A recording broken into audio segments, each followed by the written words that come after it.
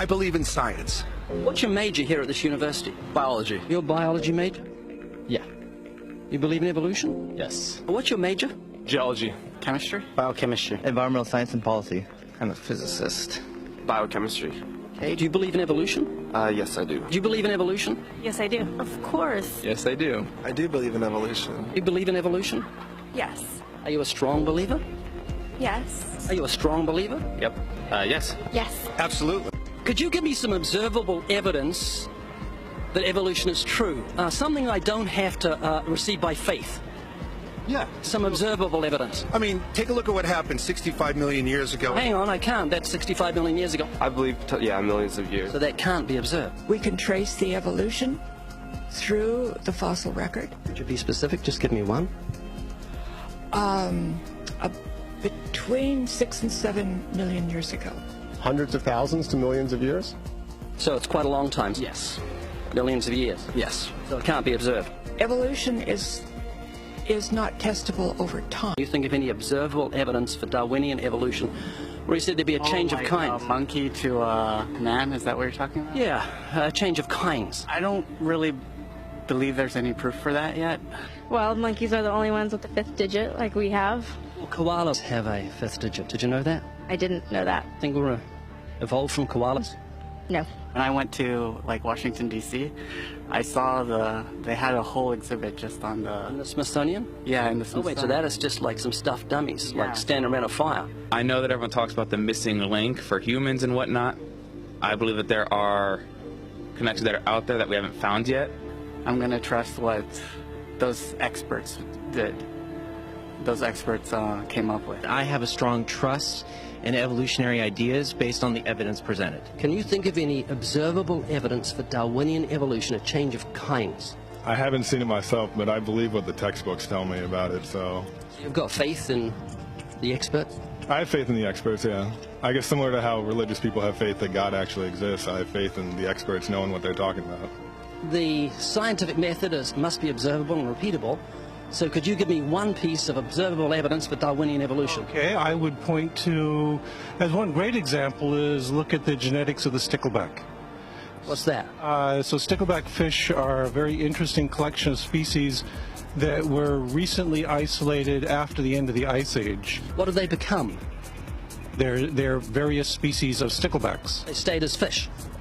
Well, of course. Can you think of any observable evidence where there was a change of kinds? Fish. Human beings are still fish.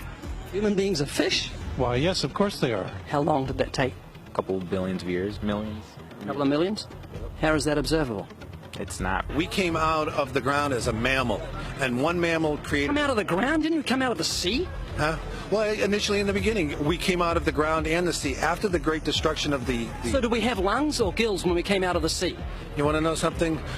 Those that were in the sea, I guess, had gills, and those that were on land had lungs. But if we came out of the sea, we had gills in the sea. You want to know something? Who knows that when we came out of the sea or we evolved from mammals? So you don't know? Huh? Of course I don't know. I'm accepting that they did their science correctly. Could you give me an example of Darwinian evolution, not adaptation or speciation, but a change of kinds? These are changes of kinds. They're still fish.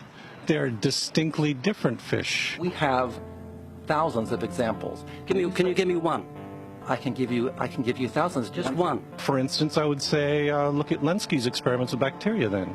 So what did the bacteria become? The bacteria are still bacteria, of course. That's not Darwinian evolution. That's not a change of kinds, is it? It is a change. It is a change in the genetic makeup of the bacteria, which They're still bacteria. So what did the bacteria become? A new kind of bacterium. So it's still bacteria. There's no change of kinds. To summarize, the observable evidence that you give me for Darwinian evolution is bacteria becoming bacteria. No, it is bacteria acquiring new metabolic capabilities. You said before that there is lots of evidence for evolution. I just want one observable evidence for Darwinian evolution. No, just one. But I gave you some. You don't want... Not some, I want one. Wait, you don't want that. I want one. Yes, I do. I'm pleading with people. You asked me to tell you when I've watched one species evolve into another. Isn't that right? No, one kind into another. There's 14 different definitions of species. So I want a change of kind. When you're talking about kinds or change in families, you're actually talking about macroevolution. You're talking about changes on the level that separate, say, cats from dogs. So could you give me any examples of Darwinian evolution? Well, when you say examples of that, then you have to sort of look at over a longer time frame. It has nothing to do with faith. Faith is something that I have to, unseen, I have to believe in. That's it, unseen. Look, do you believe evolution? Of course I do. Are you a believer in evolution? Yes, I am. When did you start to believe evolution? I started to believe evolution when I started to think out for myself. Is evolution a belief? Well, you know something? Evolution is a thought process. Is coming to terms and checking out all the alternatives, like taking a look at the religion, man-made religions. Let me ask you again: is evolution a belief? No, evolution is, well, yeah, in a word, yeah, I could say it could be a belief. When you say change of kinds, you mean the evolution of one species from another or to another? Yes, we have that in action, actually, in the Galapagos. Could you give me one instance? Yes, we have an example from a group of birds called Darwin's finches. You take a look at the difference between the finches on the islands that all started out. I mean, that's very, very observable. But that's not Darwinian evolution. There's been no change of kinds. What do the finches become? They become genetically new and anatomically new, recognizably different species. So they're still finches? Well, of course they're still finches, yes. They're not a change of, there's no change of kind. Little birds that he had observed. What did they become? Their beak shapes. They're still birds. Yes. 3 finches that turn into different types of birds. They're still finches. Well, for example, Darwin and his study on evolution of the birds on the island that he went on to there. Their beaks changed? Their beaks. They're still birds. There's no change of kinds. That's within the kind. Evolution on the beaks. So that's called adaptation. It's not Darwinian evolution. There's no change of kinds. There's no different animal involved. I want something that shows me Darwin's belief in a change of kinds is scientific. Darwin spoke of a change of kind. Can you think of any observable evidence for Darwinian evolution where there's a change of kind? Change of kind. Change of kind. I'm gonna have to think about that one a little longer. You give me anything that I can see, observe, and test, which is a scientific method for Darwinian evolution, a change of kinds. Test and observe.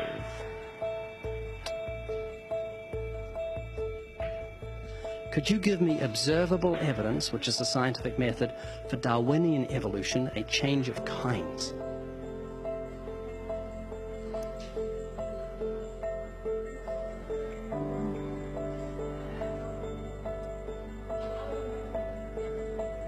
Okay, I gotta think about it. So you want the evidence of it? I would say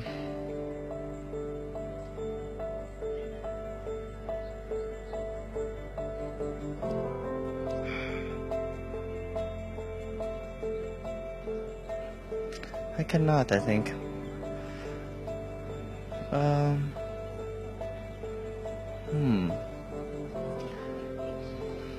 It's a hard question, actually.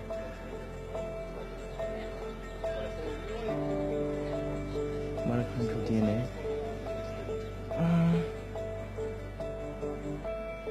So, can you repeat the question again? Could you give me any observable evidence, just one, for Darwinian evolution?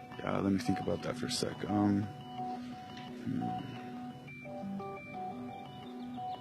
Observable evidence, something where we don't have to exercise faith.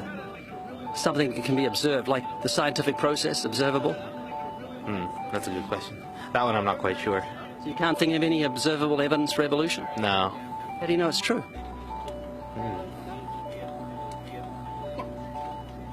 I'm not sure. So Darwinian evolution is not observable, it's not scientific. I guess so. So it's unscientific, you can't prove it. Scientific, actually. You could prove it. It could be proven, just... Do it for me. That's hard. that's just too broad of a... Unobservable, that's why you need millions of years. Yes, exactly. You're trusting the biology majors and the biology professors know what they're talking about, and they can't even give me evidence of a change of kinds. Well, then there isn't one. If they don't give it, then I wouldn't say there was. Yeah. I just go on what I've seen and what I've learned from class. So you believe? Yeah. You know what that's called? What? Blind faith. Blind faith. I've been reading the Bible every day for more than 40 years. There's no mistakes in it, Mike. Any mistakes that we think are our mistakes. And you can trust God's word. I mean, think of how you trust professors and science books that tell you you're a primate. You trust and believe that. So how much more should you trust a God who cannot lie? Let me show you how fallible we are. Spell the word shop. Shop? Shop. S-H-O-P. What do you do when you come to a green light? Stop. Green light. Oh. So we're all fallible. We make mistakes. So imagine if you're making a mistake when you say this whole of creation came together because some explosion of nothing that produced everything, seasons, the birds, the trees, the flowers, the sun, the moon, the stars, and the marvels of the human bodies. Are you going to think about this? Oh, yeah, no, I think about this quite a lot, believe me. My brother, like I said, he's a hardcore Christian. He's going to Yale Divinity School right now, so he talks to me about this all the time. So you've got to think seriously about this. Life is full of decisions. Soften your heart. Don't have so much blind faith in what science tells you and it's left you without any knowledge of what was in the beginning anyway. You haven't got a clue where you come from. You don't know what you're doing here on Earth, and you don't know what happens after you die. Peter, could you be wrong about God's existence? Yes. And could you be wrong about God's existence? No.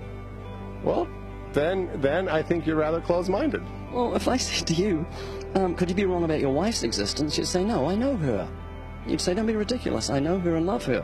And I know the Lord, and I love the Lord, and He transformed my life 41 years ago, instantly, overnight, forgave my sins, and gave me new desires when I had no desires or thoughts of God for the whole 22 years before I was a Christian. Mike, thanks for talking to me. I appreciate it. Yeah, of course, no problem. Thank you. One more thing, because you're a very intelligent man. Spell the word shop.